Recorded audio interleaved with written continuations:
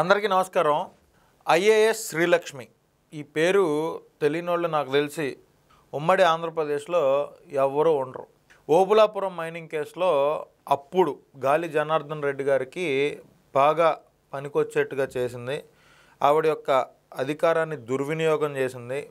అప్పటి వరకు mining lease చేస్తున్నటువంటి వాళ్ళని ఇతర కారణాలు చూపించి వాళ్ళు అనర్హులుగా డిక్లేర్ చేసి అప్పటికప్పుడు గాలి జనార్దన్ రెడ్డి గారు అర్హుడిగా చూపిస్తూ ఆయనకి ఆ లీజు రావటంలో ఆవిడ విపరీతంగా కష్టపడింది అని ఆవిడ అధికార దుర్వినియోగం చేసిందని చెప్పి ఆవిడని 2011లో జైలుకు పంపారు.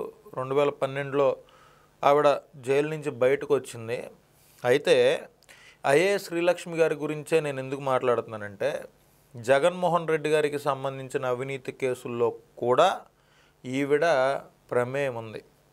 బేసిక్గా ఈవిడ చదువులో సూపర్ టాపర్, గోల్డ్ మెడలిస్ట్, బాగా తెలివిగలది. మరి ఎందుకు ఇలా చేయాల్సి వచ్చింది అంటే ఆవిడ అంతరంగం ఏంటో ఎవరికీ తెలియదు.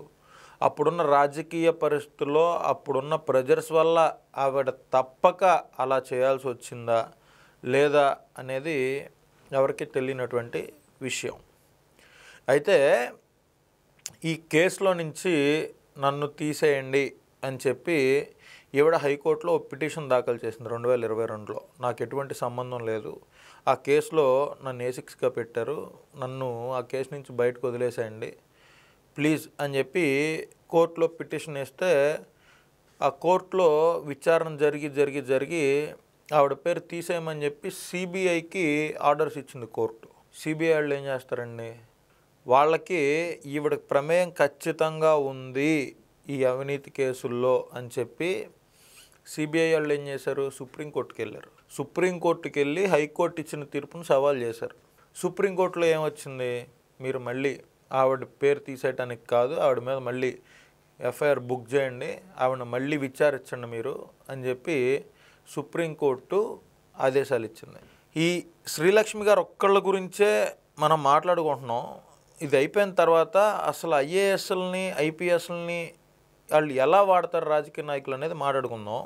ఈ శ్రీలక్ష్మి గారి మీద సుప్రీంకోర్టులో ఈ ఆర్డర్ వచ్చిందని చెప్పాను కదా, వెంటనే సిబిఐ ఇవాళ రేపో ఆవిడని కస్టడీకి తీసుకొని విచారించాలి అనొచ్చు, లేదా ఆవిడ మీద కేసు బుక్ చేసి ఆవిడ మీద అరెస్ట్ వారెంట్ ఇచ్చి అదుపులోకి తీసుకోవచ్చు, ఏదైనా జరగవచ్చు. ఖచ్చితంగా శ్రీలక్ష్మి గారిని అయితే సిబిఐ గట్టిగా నమ్ముతుంది, ఈవిడ అవినీతి కేసుల్లో ఖచ్చితంగా ముద్దాయే అని చెప్పి నమ్ముతుంది. కాబట్టే సుప్రీంకోర్టుకి వెళ్ళి మరీ శ్రీలక్ష్మి గారి మీద ఆర్డర్ తీసుకురాగలిగారు. జగన్మోహన్ రెడ్డి గారికి సంబంధించిన కేసుల్లో కూడా ఈవిడ ముద్దాయిగానే ఉంది. పర్టికులర్గా 2009కి ముందు జరిగిన ఓబులాపురం మైనింగ్ కేసుల్లో ఈవిడ ముద్దాయిగా ఉంటే 2004 వరకు ఆంధ్ర రాష్ట్రంలో మైన్స్ ఉన్నాయి. 2014 నుంచి 19 దాకా ఉన్నాయి, 24 తర్వాత ఉన్నాయి. 2004 నుంచి 2014 మధ్యలోనే చాలా స్కామ్లు ఎందుకు జరిగినాయి, 2019 నుంచి 24 మధ్యలో ఏం జరిగిందనేది ఇంకా ఎవరికి తెలీదు. ఖచ్చితంగా తెలిసే రోజు వస్తుంది. ఆంధ్ర రాష్ట్రంలో ఉన్న సహజ వనరుల్ని జగన్మోహన్ రెడ్డి అండ్ క్వార్ట్జ్ కావచ్చు, సిలికాన్ కావచ్చు, గ్రావెల్ కావచ్చు, గ్రనైట్ కావచ్చు, బాక్సైట్ కావచ్చు, ప్రతి ఒక్క దీనిని ఎలా దోచుకున్నారు అనేది 2019 ముందు ఎలా ఉంది అక్కడ ఏరియా, 2024 కల్లా ఎలా తయారైంది అనేది గూగుల్ మ్యాప్స్లోకి వెళ్తే ఆటోమేటిక్గా తెలిసిపోయిద్ది. ఈ డేటా అంతా తీస్తారు. ఆంధ్ర రాష్ట్రంలో ఎంత దారుణమైన పరిపాలన లాస్ట్ 5 సంవత్సరాలు జరిగిందో కూడా బయటకు తీస్తారు. పర్టికులర్గా ఇక్కడ మనం ఐఏఎస్ ఐపీఎస్ల గురించి మాట్లాడుకుంటున్నాం. చంద్రబాబు నాయుడు గారు నాకు తెలిసి 2014-19 మధ్యలో 5 సంవత్సరాలు ఆయన పాలిచ్చారు. 1996 నుంచి 2004 దాకా 9 సంవత్సరాలు పరిపాలించారు. ఇప్పుడు సంవత్సరం 2 నెలలు. మరి చంద్రబాబు నాయుడు గారి ప్రభుత్వంలో ఎక్కడ బలి కానీ ఐఏఎస్లు కానీ ఐపీఎస్లు కానీ వైఎస్ రాజశేఖర రెడ్డి గారి ప్రభుత్వంలో, జగన్మోహన్ రెడ్డి గారి ప్రభుత్వంలో ఎందుకు బలవుతున్నారు అనేది ఒకసారి మీరు ఆలోచించాల్సిన అవసరం ఉంది. కాదంబరి జత్వానీ లాంటి ఒక నటిని తీసుకురావడానికి ఆంధ్ర నుంచి పోలీసులు ఐపీఎస్లు ముంబై వెళ్ళటం ఏంటి, ఎవరికి అర్థం కాలేదు. ఇది ఐపీఎస్ల ముగ్గురు మీద అభియోగాలు వస్తే వాళ్ళ ముగ్గురిని ఇప్పుడు సర్వీస్లో నుంచి పక్కన పెట్టారు. విశాల్ గున్ని లాంటి వ్యక్తి ఏం చేయాలి, ఆయన ఏం చేశాడు? నిన్నగాక మొన్న ఒక ఐపీఎస్ సిద్ధార్థ్ కౌశల్ రాజీనామా చేశాడు.